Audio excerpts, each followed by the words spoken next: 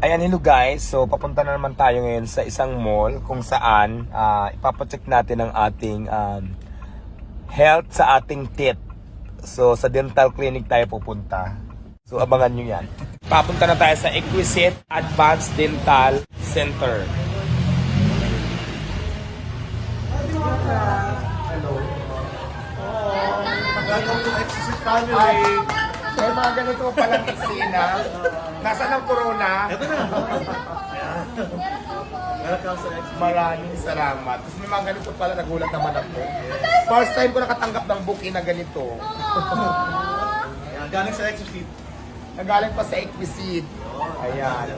Exquisite Advanced Dental Center. Panalo ako dito at saka corona na lang hinihintay ko. Sino kaya mag-turn over ng corona? Joke lang. So, hindi magpapayos tayo ng ipin kasi marami daw ayusin. Marami daw problema sa ipin ko. So, pagawa na natin. Welcome to Exquisite Family.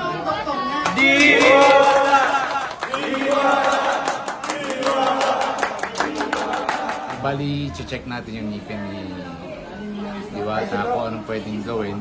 And then, after that, i-x-ray natin para mas detalyado yung pagkakacheck ng ngipin. Kinakabahan Hi, ako. Doktora.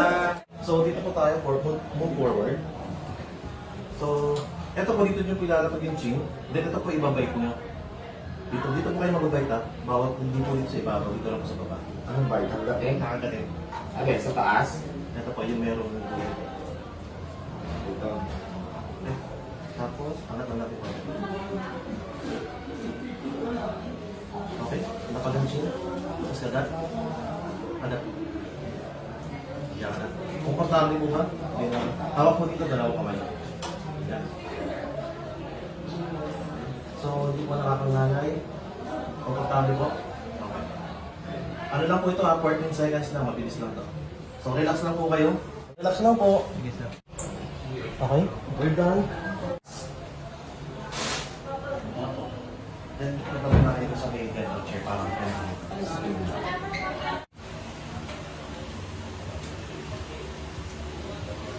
Hindi pa naman ako nag-toothbrush. Kakain lang natin.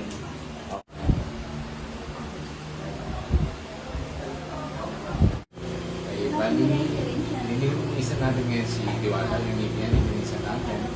And then, pinastahan yung mga kailangang pastahan. And then, yung mga kailangang gamitin pa, ginamit na natin.